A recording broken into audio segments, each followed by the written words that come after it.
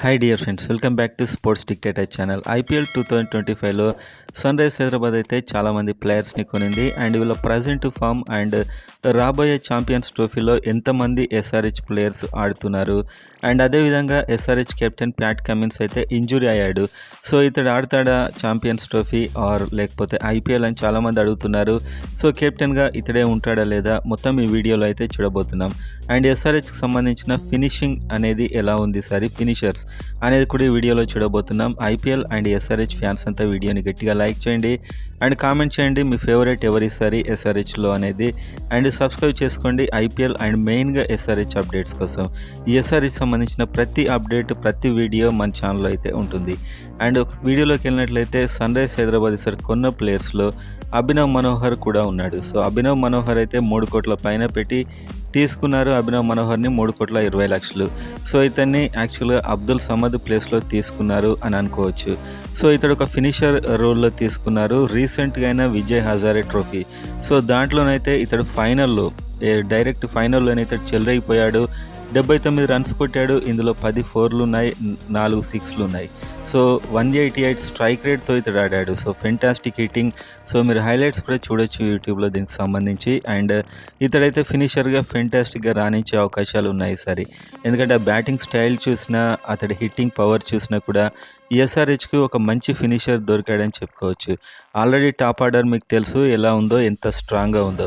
And అదేవిధంగా SRH player Mohammed Shami, so ఇతడు కూడా చాలా ఇంజురీ, దాదాపు 1 ఇయర్ నుంచి ఎలాంటి టోర్నమెంట్ అయితే Mohammed Shami ఆడట్లేదు.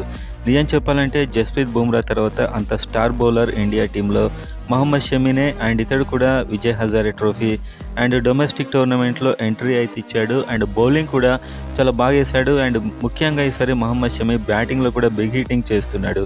So SRH already deadly batting lineup ఉంది మీకు తెలుసు. ఒకరి తర్వాత ఒకరు బిగ్ హిట్టర్స్ అండ్ ఒక తుఫాన్ బ్యాటింగ్ చేసే ప్లేయర్స్ ఉన్నారు. మహమ్మద్ షమీ కూడా యాడ్ అయ్యాడని చెప్పొచ్చు. ఇక్కడ బ్యాటింగ్ అంటే ఒక 100 కొట్టేయాలని కాదు, జస్ట్ ఆ 20 రన్స్ ఎంత ఫాస్ట్గా కొడతామనేది చాలా ఇంపార్టెంట్గా ఉంటుంది మనకు ఐపీఎల్లో. సో మొత్తానికి మహమ్మద్ షమీ కూడా ఛాంపియన్స్ ట్రోఫీకి అయితే సెలెక్ట్ అయ్యాడు. సో అతడు ఫుల్ ఫిట్గా ఉన్నాడని దీన్ని బట్టి మనం చెప్పుకోవచ్చు. అండ్ ఐపీఎల్ ముందు ఛాంపియన్స్ ట్రోఫీలో మహమ్మద్ షమీ ఎలా పర్ఫామ్ చేస్తాడు అనే దాన్ని బట్టి కూడా ఐపీఎల్లో ఎస్ఆర్హెచ్ ఎంత సక్సెస్ఫుల్ అవుతుంది అనేది మనకి ఇప్పుడే తెలిసిపోతుంది. సో ఐపీఎల్కు ముందు జరిగేదే ఈ ఛాంపియన్స్ ట్రోఫీ. అండ్ అదేవిధంగా చూస్తే సన్ రైజ్ హైదరాబాద్ టీంలో ఇప్పుడు ఫినిషర్స్గా Abhinav Manohar and Heinrich Klaasen ముఖ్యంగా వీళ్ళిద్దరు ఫినిషర్స్గా ఉండబోతున్నారు. సో టాప్ ఆర్డర్ మీకు ఆల్రెడీ తెలుసు ఎంత స్ట్రాంగ్ ఉన్నారో. Travis Head, Abhishek Sharma, Ishan Kishan, Nitish Reddy. So ఈ టాప్ 4 అయితే చాలా మంచి బ్యాటింగ్ లైనప్ ఇది. సో వీళ్ళు ఎక్కడ కూడా మనకు మెల్లిగా ఆడడం లేకుంటే స్లో బ్యాటింగ్ అనేది వీళ్ళకు ఉండదు. సో బిగ్ హిట్టింగ్ ఈసారి చూడబోతున్నాం. And Heinrich Klaasen and Abhinav Manohar 5-6లో వస్తారు. సో ఈ టాప్ 6 బ్యాట్స్మెన్ పక్కా ఉంటారు వీళ్ళు, ఇదైతే కన్ఫర్మ్. సో మీరు చూస్తే ట్రావిస్ హెడ్, అభిషేక్ శర్మ, ఇషాన్ కిషన్ ఇది టాప్ 3 అని చెప్పొచ్చు. అండ్ ఆ తర్వాత నితీష్ రెడ్డి. సో నితీష్ రెడ్డి కూడా మనం చెప్పుకుంటే రీసెంట్గా మంచి ఫామ్లో ఉన్నాడు. ఆస్ట్రేలియాలో ఒక సెంచరీ కూడా కొట్టాడు. మనకు తెలుసు ఎంత పేరు వచ్చిందో నితీష్ రెడ్డికి. సో అన్ఫార్చునేట్గా ఛాంపియన్స్ ట్రోఫీకి అయితే సెలెక్ట్ కాలేకపోయాడు. అండ్ అభిషేక్ శర్మ కూడా ఛాంపియన్స్ ట్రోఫీకి ఖచ్చితంగా సెలెక్ట్ అవుతాడు అనుకున్నాం, కానీ ఇతడు కూడా సెలెక్ట్ అయితే కాలేదు. కాకపోతే బ్యాటింగ్ లైనప్లో మాత్రం వీళ్ళు విధ్వంసకర బ్యాటింగ్ ఈ 4గురిది ఉంటుంది. Travis Head, Abhishek Sharma, Ishan Kishan and Nitish Kumar Reddy. And ఆ తర్వాత హెన్రిచ్ క్లాసెన్ అండ్ ఆ తర్వాత అభినవ్ మనోహర్. సో ఇది టాప్ 6 బ్యాటింగ్ అని పక్కా ఫిక్స్ చెప్పుకోవచ్చు ఎస్ఆర్హెచ్లో. అండ్ అదేవిధంగా 7లో ఆ తర్వాత ఐడే, ఇతడు కూడా ఒక బిగ్ హిటరే. సో ఈసారి ఐపీఎల్లో ఇతని స్టామినా ఏంటో తెలిసిపోతుంది. ఆ తర్వాత ప్యాట్ కమిన్స్. సో ముఖ్యంగా ఇక్కడ ప్యాట్ కమిన్స్ గురించి చెప్పుకునేది ఏంటంటే ఇతడు ఇంజురీలో ఉన్నాడు. సో ఆడతాడా లేదా అని చెప్పి చాలామందికి అనుమానం ఉంది. సో ఆస్ట్రేలియాకు సంబంధించి వాళ్ళు విడుదల చేసినటువంటి ఛాంపియన్స్ ట్రోఫీలో ప్యాట్ కమిన్స్ నేమ్ కూడా ఉంది ఛాంపియన్స్ ట్రోఫీ టీంలో. సో ప్యాట్ కమిన్స్ అయితే డెఫినెట్గా ఫిట్గానే ఉన్నాడు. సో ఛాంపియన్స్ ట్రోఫీలో ఇతడు ఆడతాడు. ఒకవేళ ఇతని ఫామ్ను బట్టే మనకు ఐపీఎల్ మీద చెప్పొచ్చు. సో మొత్తానికి ప్రజెంట్గా ప్యాట్ కమిన్స్ని అయితే సెలెక్ట్ చేశారు. సో అతడికి ఇంజురీ అప్డేట్ అయితే ఏం లేదు, ఇంజురీ ప్రాబ్లం కూడా లేదు.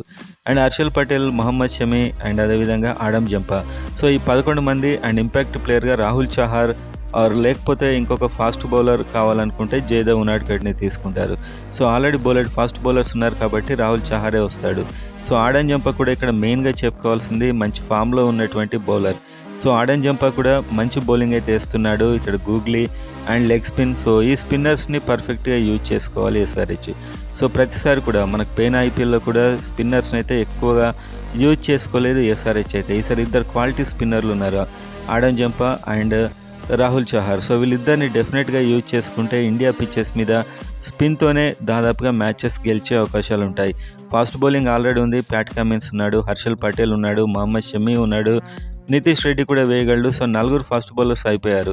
సో ఇక్కడ ఇంకొక ఫాస్ట్ బౌలర్ని తీసుకొని కూడా వేస్ట్ అని అడిగితే, so Adam Zampa and Rahul Chahar ఇద్దరు కూడా టీంలో ఉన్నట్లయితే ఒక స్టెబిలిటీ అయితే డెఫినెట్గా వస్తుంది. సో మొత్తానికి 8, 9 నెంబర్ వరకు బ్యాట్స్మెన్ ఉన్నారు, హర్షల్ పటేల్ వరకు. అండ్ నెంబర్ 10 మహమ్మద్ షమీ కూడా హిట్టింగ్ చేయగలడు, ఆడమ్ జంపా అంతో ఇంతో ఆడగలడు, రాహుల్ చహార్ కూడా నార్మల్గా ఆడొచ్చు. ఎందుకంటే T20లో పెద్ద బ్యాట్స్మెన్ అయ్యి ఉండాల్సిన అవసరం లేదు, కాస్త బిగ్ హిట్టింగ్ చేసి ఒక 20-10 రన్స్ కొట్టినా సరిపోతుంది.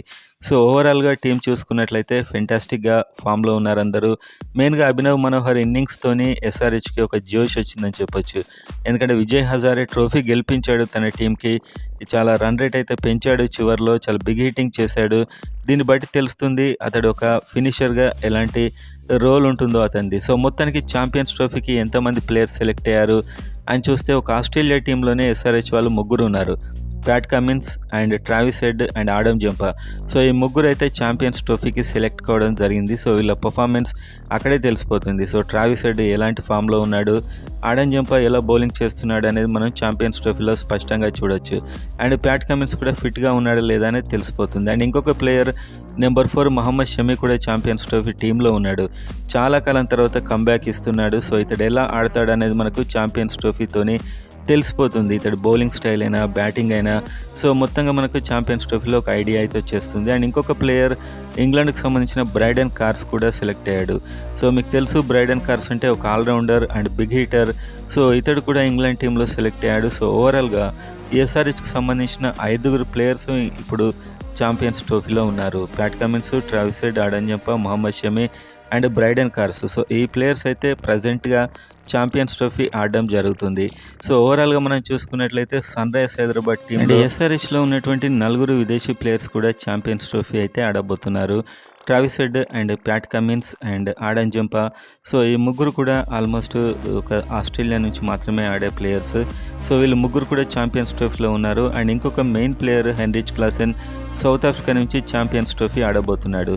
సో విదేశీ ప్లేయర్స్ కేటగిరీలో ఉన్న 4 కూడా వాళ్ళ పర్ఫార్మెన్స్ అండ్ వాళ్ళ ప్రజెంట్ ఫామ్ కూడా మనం ఛాంపియన్స్ ట్రోఫీలో చూడొచ్చు. సో వీళ్ళంతా ఫెంటాస్టిక్ ప్లేయర్స్. సో ఓవరాల్గా మనం చూసినట్లయితే సన్ రైజర్స్ హైదరాబాద్ ఈసారి చాలా స్ట్రాంగ్గా అండ్ బ్యాటింగ్లో అభినవ్ మనోహర్ అండ్ అథర్వ టైడే ఎంట్రీతోని చాలా స్ట్రాంగ్ అయిందని చెప్పొచ్చు. ఎందుకంటే ఇంతకుముందు విడిచిపెట్టిన బ్యాట్స్మెన్ ఎప్పుడు సరిగా రాణించింది లేదు. ముఖ్యంగా మనం చూస్తే మయాంక్ అగర్వాల్ అయినా అండ్ రాహుల్ త్రిపాఠి కూడా పెద్దగా ఆడలేదు, అండ్ అబ్దుల్ సమద్.